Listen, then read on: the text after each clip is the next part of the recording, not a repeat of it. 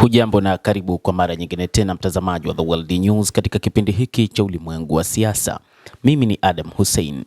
Wa Iran hawaogopi kabisa wa Marekani na wa Israel, na wakati huu baada ya vita vya siku 40 wamethibitisha kwamba wana uwezo wa mapambano, na katika kipindi cha usitishaji wa vita ambapo waliona kabisa wa Marekani waliomba wenyewe kusitishwa kwa vita hivyo, pamoja na rais wa Marekani Donald Trump kuongeza muda usitishaji wa vita.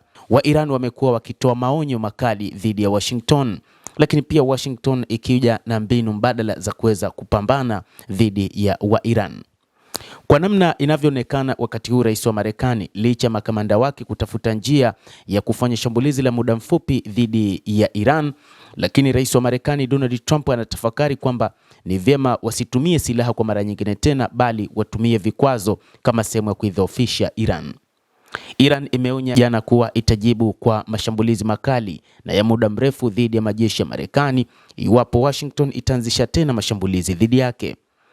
Tehran imesisitiza kuwa inaendelea kudhibiti mlango wa bahari Hormuz, hali inayotia doa mipango ya Marekani ya kuunda muungano wa kimataifa wa kufungua tena njia hiyo muhimu ya usafirishaji wa mafuta.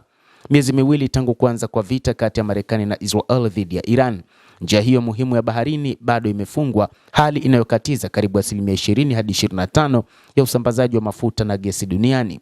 Hatua hiyo inapelekea kupanda kwa kasi kwa bei ya mafuta na kuongeza hofu kuhusu hatari ya kudorora kwa uchumi wa dunia. Huko Tehran, mifumo ya ulinzi wa anga imesikika usiku wa kuamkia leo, huku mashirika ya habari ya nchi hiyo ya Tasnim na Fars yakiripoti kuwa mifumo hiyo ilianzishwa ili kukabiliana na ndege ndogo na drone za kijasusi bila kutoa maelezo zaidi. Mifumo hiyo ya ulinzi wa anga imeingia kazini wakati huu, na ni kutokana na kile ambacho kinatajwa Marekani na Israel wamekuwa wakifanya ujasusi wa chini chini ndani ya taifa hilo la Kiajemi. Hata hivyo, rais wa Marekani, Rais Donald Trump, siku ya leo anakabiliwa na muda wa mwisho kupata idhini ya bunge. Rais huyo wa Marekani, kutokana na sheria za taifa hilo, leo Ijumaa anapaswa kupata idhini ya bunge kuhusu vita dhidi ya Iran.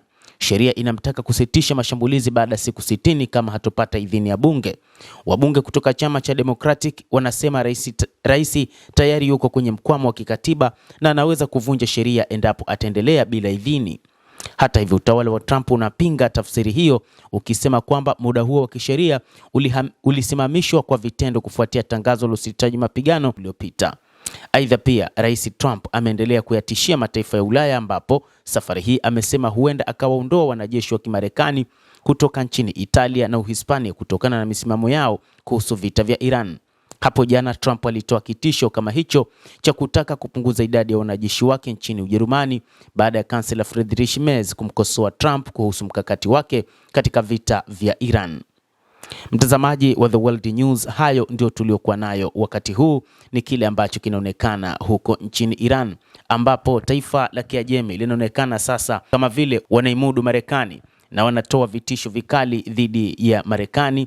Lakini pia kiongozi mkuu Ayatollah Mujtaba Khamenei amesema wao wapo tayari kulinda maji ya bahari ya Iran, kwa maana mlango wa bahari wa Hormuz, lakini pia wapo tayari kwa ajili ya kulinda nyuklia pamoja na makombora ya masafa marefu ya nchini Iran.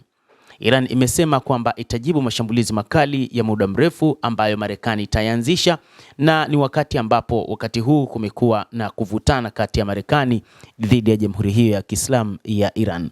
Endelea kutufuatilia, lakini usisahau kulike, usisahau kucomment, kadhalika usisahau kusubscribe channel yetu hii upate habari hizi kwa mapana kupitia The World News. Naitwa Adam Hussein, endelea kuwa nasi wakati wote, endelea kutufuatilia.